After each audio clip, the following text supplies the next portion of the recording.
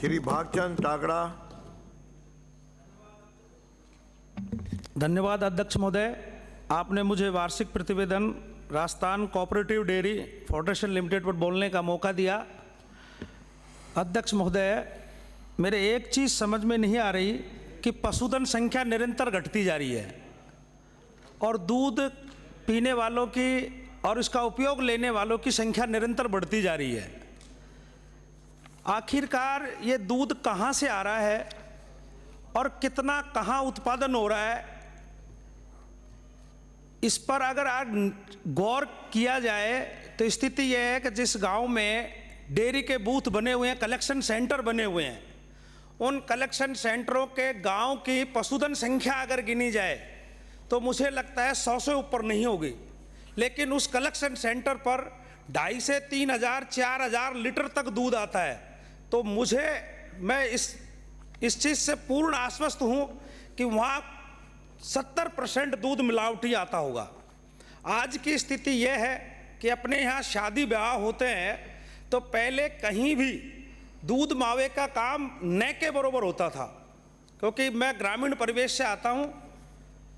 लड्डू पुड़ी सब्जी बनकर रह जाती थी, लेकिन आज ग्रामीण परिवेश में भी दूध मावे की आपकी शादी के अंदर बुकिंग करेंगे तो 1 कुंटल मावा चाहिए, 2 कुंटल अगर दूध चाहिए, और उसको अगर 5-5 शादियों में एक आदमी 20-20 कुंटल दूध देता है और 10-10 कुंटल अगर मावा देता है तो ये मावा बन कहाँ रहा है।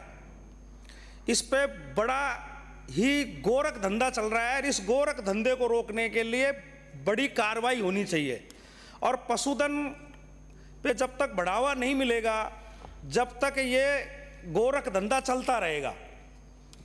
मेरा आपसे निवेदन है माननीय मंत्री महोदय से कि पशुधन को बढ़ावा दिया जाए और इनको जगह जगह जहाँ ये जो बड़े बड़े डिपो बनाए जाएं चारे के, जिससे चारे के लिए भी पशु मालिक को कहीं इधर उधर भटकना नहीं पड़े, क्योंकि राजस्थान प्रदेश में चारे की भी कमी है। हर डिपो पे उचित मूल्य पे आपका निर्धारित रेट हो जिससे चारा उसको मिले। आज की स्थिति ये पैदा हो गई कि पहले आदमी को जहर धोखे से दिया जाता था, लेकिन आदमी आज पैसे से जहर खरीद कर ला रहा है। मिलावटी दूध, घी हर जगह जाकर आदमी पैसे से खरीद कर लाकर अपने बच्चों को और अपने परिवार को जहर दे रहा है। इस पे अति आवश्यक कार्रवाई होनी चाहिए।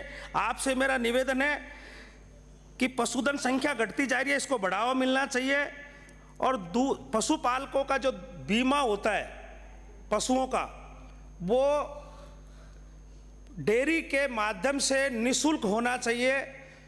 पशुपालकों को एक बहुत बड़ी परेशानी है कि पशु चिकित्सालयों पर कर्मचारी नहीं हैं, ना डॉक्टर हैं। मैं विधानसभा की अगर बात करूं तो करीब 35 ऐसे सब सेंटर या हॉस्पिटल है जिसमें से अगर एक भी रखा जाए तो 19 कर्मचारी मेरी विधानसभा में पशु 19 ही लगे हुए हैं, कम तो नहीं है, 19 ही लगे हुए हैं। तो कर्मचारियों की भर्ती की जाए और ऐसे जगह जहां पशुओं को बीमारी होती है तो कई बार दवा दिलाने के अभाव में पशुओं की मौत हो जाती है। लंपी में बहुत मौतें हुई हैं। ऐसी मौतों को रोकने के लिए डॉक्टरों की भर्ती की जाए। हर जगह किसानों को अपनी पशुओं के इलाज कराने के लिए हॉस्पिटल में व्यवस्थित ढंग से कार्य हो।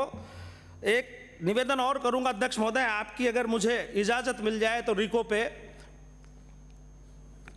करिए। मेरा क्षेत्र बांदीकुई पड़ता है और दिल्ली एनसीआर से अगर कोई सबसे पहले कोई जिला पड़ेगा तो वो दौसा जिला पड़ता है। दौसा जिले के अंदर एशिया की सबसे बड़ी सैंड स्टोन की मंडी है। स्टोन पार्क के नाम से पिछली सरकार ने घोषणा भी की थी, लेकिन उसमें कोई कार्रवाई नहीं हुई। तो मेरा माननीय मंत्री, ये रीको पे नहीं है, केवल डेयरी पे है। अपने वक्तव्य को वहीं तक सीमित रखो। मेरा निवेदन स्वीकार वहीं तक। अध्यक्ष महोदय, हमें बोलने का मौका कभी कभी तो मिलता है। हाँ, तो विषय पे बोलिए। समय है, विषय पे बोलिए। आपसे मेरा विनती है। जितेंद्र कोटवाल।